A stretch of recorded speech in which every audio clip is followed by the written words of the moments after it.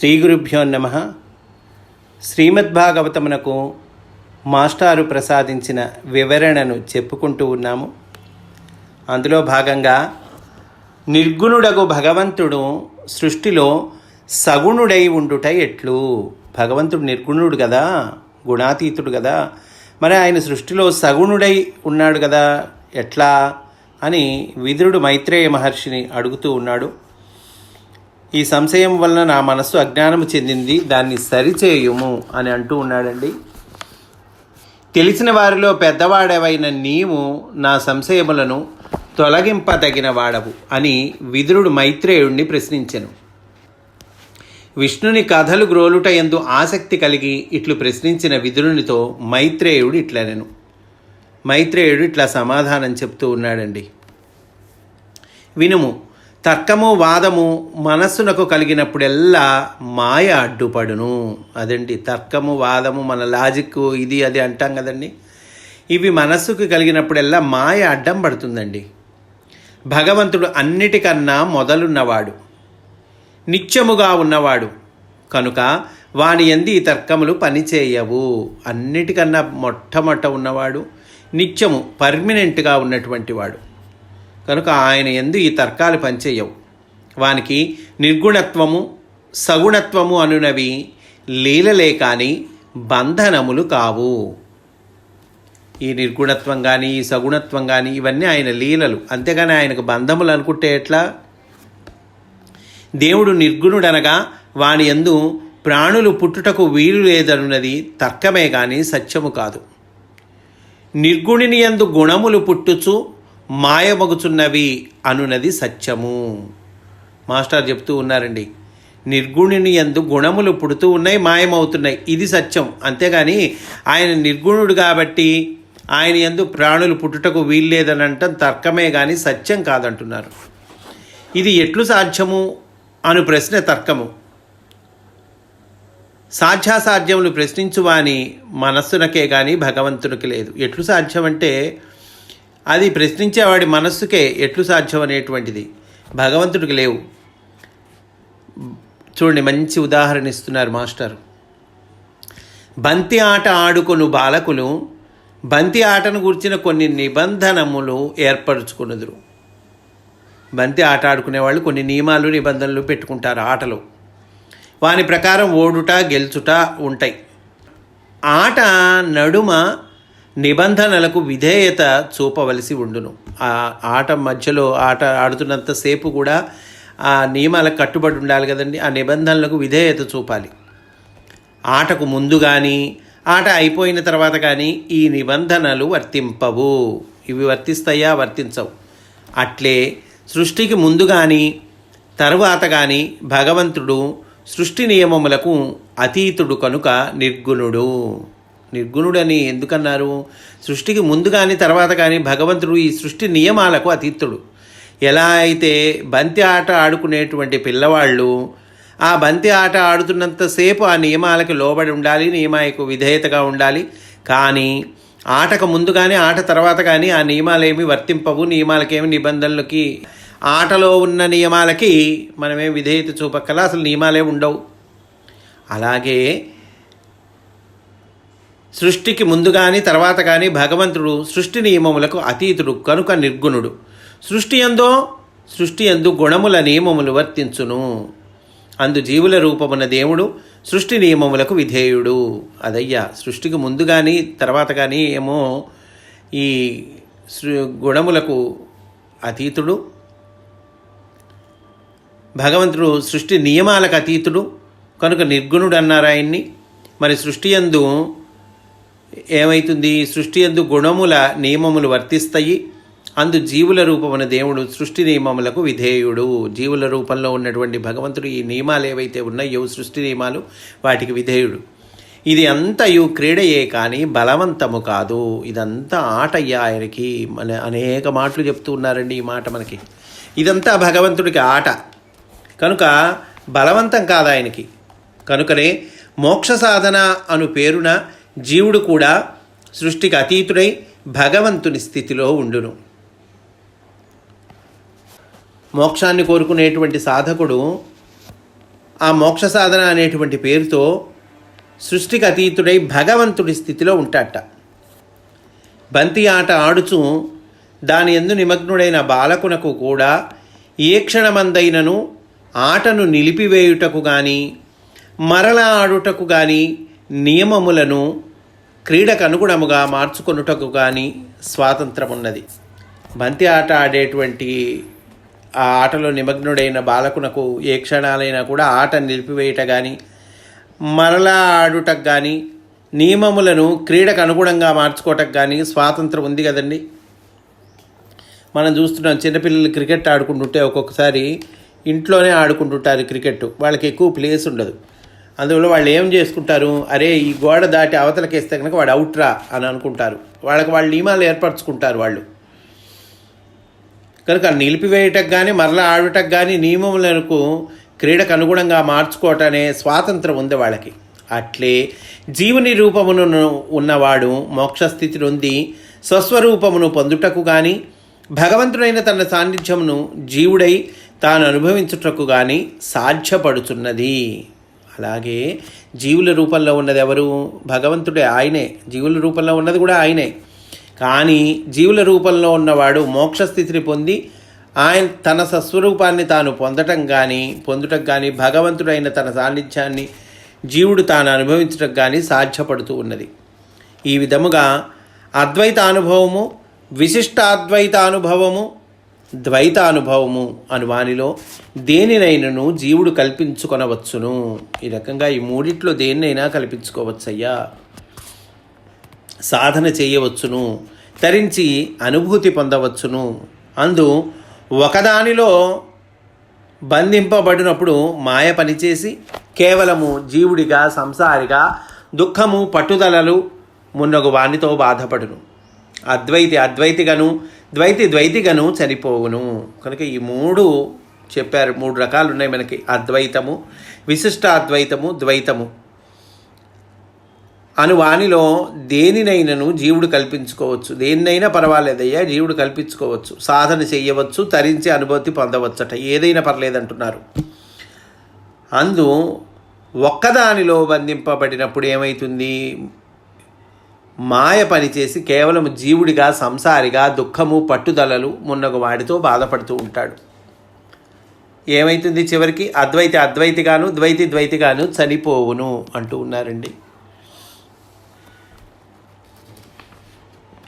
నిర్గుణుడగు భగవంతుడు సృష్టిలో సగుణుడై ఉండుట ఎట్లు అనేదానికి మైత్రేయ మహర్షి సమాధానం ఇస్తూ ఉన్నారు.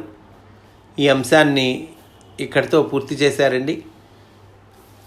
స్వప్నము అనేటువంటి అంశంలోనికి మనము ప్రవేశిస్తూ ఉన్నాము. జీవుడు నిద్రపోయి ఉన్నప్పుడు స్వప్నములు కలుగును, అంతే కదండి. మనం నిద్రపోయినప్పుడు కలలు వస్తాయి. అందు తాను సమస్త సుఖములు అనుభవించును. ఒక్కొక్కసారి అది మంచి కళ అనుకోండి, సమస్త సుఖాలని కూడా అనుభవిస్తూ ఉంటారు. లేదా ఆత్మహత్య, ఇతరులు తన శిరస్సును ఖండించి హత్య చేయుట మున్నగు సన్నివేశములు కూడా అనుభవించవచ్చును, అంతే కదండి. స్వప్నాలు, కళలు రకరకాలుగా వస్తుంటాయి. సుఖాన్ని అనుభవిస్తున్నటువంటి కళలు వస్తాయి. ఏదో విచిత్రమైనటువంటి దుఃఖం, పీడ కళలు అంటాం కదండి, అట్లాంటి రకరకాల కళలు కూడా వస్తాయి. కానీ ఏ కళైనా సరే మెలకువ వచ్చేసరికి తన నిజస్వరూపము తనకు జ్ఞప్తికి వచ్చును. మెలకు వచ్చేసరికి ఏమవుతుంది? అరేరే, నేను ఇందాక హత్య చేయబడ్డానే, ఎవరో ఒకళ్ళు వచ్చి నన్ను పొడిచాడు, కానీ ఇప్పుడు అదంతా అబద్ధమే, అదంతా కళ, ఇప్పుడు నేను మా ఊళ్ళో ఉన్నా అని మెలకువ వచ్చేసరికి తన నిజస్వరూపము తనకి జ్ఞప్తికి వచ్చును. అప్పుడు కూడా స్వప్నమునందు జీవుని సుఖదుఖములు నిజముగా బంధించుచున్నవి కదా. కానీ ఆ కళ జరుగుతున్నంతసేపు మనము బాధ అయితే బాధపడుతున్నాం, సుఖం అయితే సుఖం అనుభవిస్తున్నాం. అప్పుడు కూడా స్వప్నమునందు జీవుని సుఖదుఖములు నిజంగా బంధిస్తున్నాయి కదండి. ఎవరైనా చంపుచున్నట్లు కల వచ్చినప్పుడు నిజముగా భయపడును కదా. భగవంతునికి ఇట్టి అనుభవం కూడా ఉండునా? భగవంతునికి ఇట్టి అనుభవం కూడా అంటునా అని నీ మనసున సందేహము కలగవచ్చును, వివరించెదను వినుము.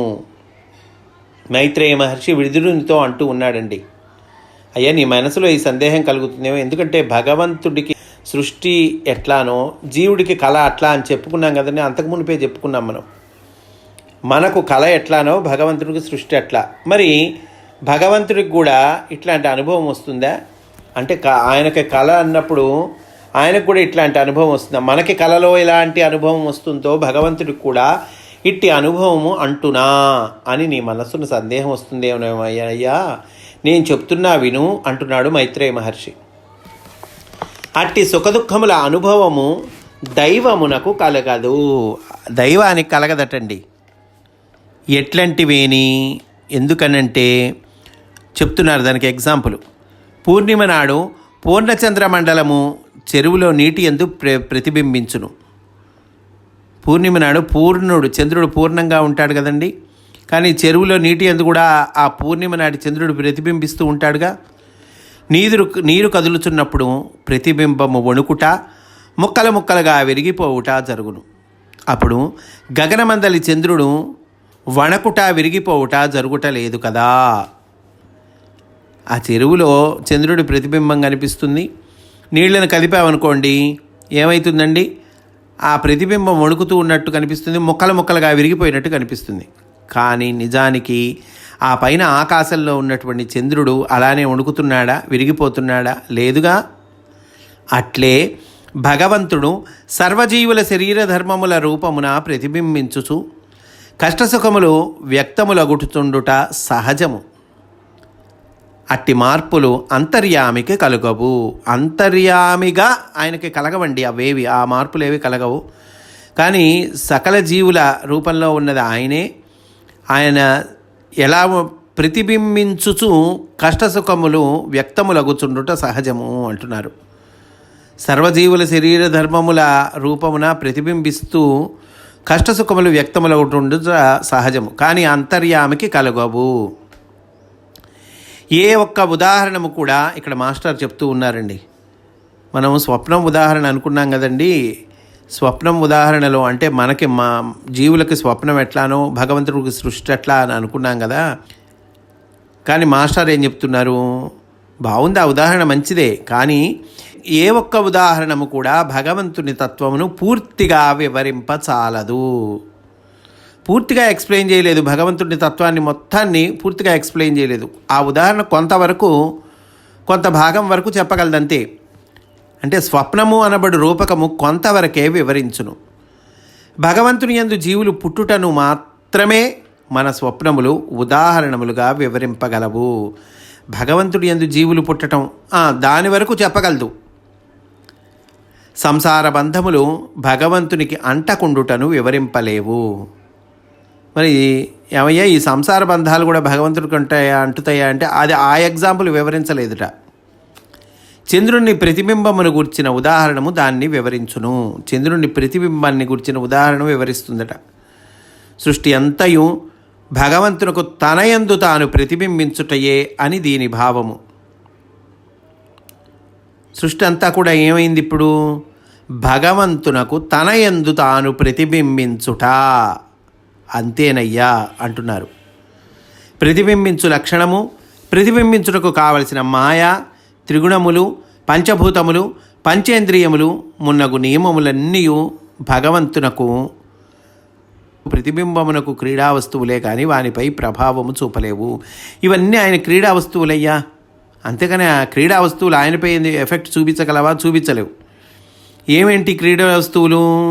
ప్రతిబింబించు లక్షణము, ప్రతిబింబించుటకు కావలసిన మాయ, త్రిగుణములు, పంచభూతములు, పంచేంద్రియములు మున్నగు నియమములు అన్నీ కూడా భగవంతునకు ప్రతిబింబమునకు క్రీడా వస్తువులే కానీ వానిపై ప్రభావము చూపలేవు అని అంటున్నారండి.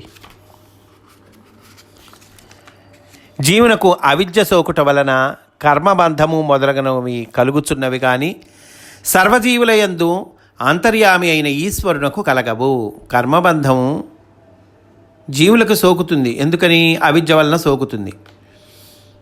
కానీ సర్వజీవుల యందు అంతర్యామి అయినటువంటి ఈశ్వరునికి కలగవు. అంటే ఏంటి? జీవుని స్థితిలో కలుగును కానీ అంతర్యామి స్థితిలో కలగవు. జీవుని స్థితి దేవునకు క్రీడ. క్రీడలో కర్మబంధములు కలుగుట దేవుని లీలయే గాని దేవునిపై నిబంధము కాదు అంటున్నారు.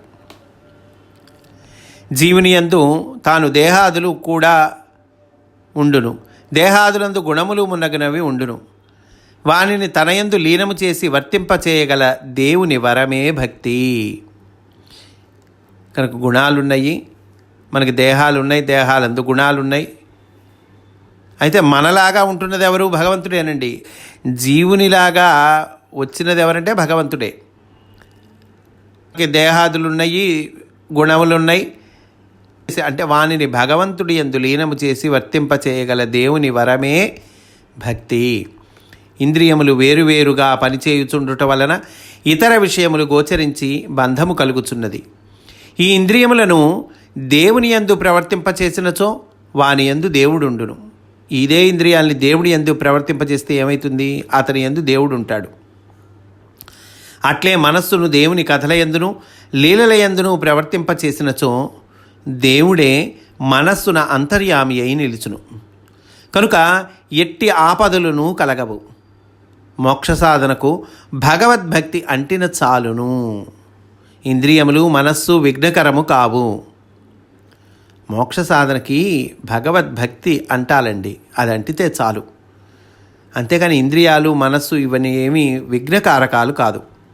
వాని యందు భగవంతుని స్మరించిన చాలును. ఇట్లు భగవంతుని పాదపద్మములను కథల రూపమున ఇతరుల సద్గుణముల రూపమున స్మరించుటయే భక్తి సాధనము. అదండి భక్తి సాధనం అంటే మాస్టర్ ఇస్తూ ఉన్నారు. భగవంతుడి పాదపద్మములను కథల రూపమున ఇతరుల సద్గుణముల రూపమున స్మరించుటం ఉంటే అనేటువంటిది ఏదైతే అదే భక్తి సాధనము. ఈ స్మరణ యందు నిలబడుటయే భక్తి యోగము. దానిని పొందువారు బ్రహ్మాదులకు అందరాని స్థితి యందు నిలబడుదురు. ఆ స్థితి చిక్కుట అనేక పుణ్యములు చేసిన వారికి లభించును అంటున్నారు. మోక్షము లభించుటకు సత్కర్మాచరణమే సాధనము కానీ భగవంతుని గూర్చి తెలుసుకొనుట, తర్కించుట, శాస్త్రజ్ఞానము చాలవని ఇందు తెలుపబడినది.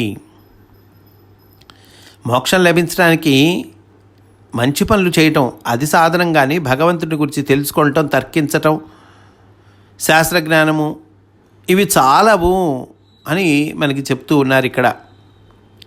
ఇట్లు వివరించిన మైత్రేయునకు విదురుడు శిరస్సు వంచి నమస్కరించి మనస్సున శ్రీహరిని ధ్యానము చేసెను. మాస్టర్ అంటున్నారండి ఇక్కడ, బ్రహ్మ విద్యను ఉపదేశించిన గురువును పరమాత్మ యొక్క స్వరూపముగా తెలుసుకొని నమస్కరించి ధ్యానించుట బ్రహ్మ విద్యా సంప్రదాయము. ఆ బ్రహ్మ విద్యనిచ్చినటువంటి గురువు ఎవరైతే ఉన్నారో ఆయన్ని మనము పరమాత్మ యొక్క స్వరూపంగా తెలుసుకొని నమస్కరించి ధ్యానించాలి. ఇది బ్రహ్మ విద్యా సంప్రదాయము. ఎందుకు చూడండి, ఆ బ్రహ్మ విద్యా సంప్రదాయాన్ని విదురుడు చక్కగా పాటిస్తూ ఉన్నాడు. అట్టి గురుధ్యానము లేనిచో బ్రహ్మజ్ఞానము వలన ప్రయోజనము కలుగదు. అనగా అటువంటి గురుభక్తి లేకపోతే బ్రహ్మజ్ఞానం మనం సంపాదించిన బ్రహ్మజ్ఞానం వల్ల ప్రయోజనం ఉండదటండి. గురుధ్యానము లేనిచో అంటున్నారు. అనగా నేర్చినదంతయు శాస్త్రముగానే అర్థమగును కానీ ఆనందానుభవము కలుగదు. కనుక గురుభక్తి ఉన్నప్పుడు ఆ నేర్చుకున్న దానివల్ల ఆనందానుభూతి కలుగుతుంది. లేకపోతే శాస్త్రముగానే అర్థమగును, ఒక సబ్జెక్ట్ లాగా అర్థమవుతుంది అని అంటూ ఉన్నారండి. ఈరోజు ఇక్కడితో పూర్తి చేసుకుందాం. రేపటి రోజు విదురుడు మరలా వినయంతో ప్రశ్నిస్తూ ఉన్నాడండి మైత్రేయ మహర్షిని. ఏమని ప్రశ్నిస్తున్నాడు అని రేపు చెప్పుకుందాము అని సవినయంగా మనవి చేసుకుంటూ స్వస్తి. వాసుదేవ.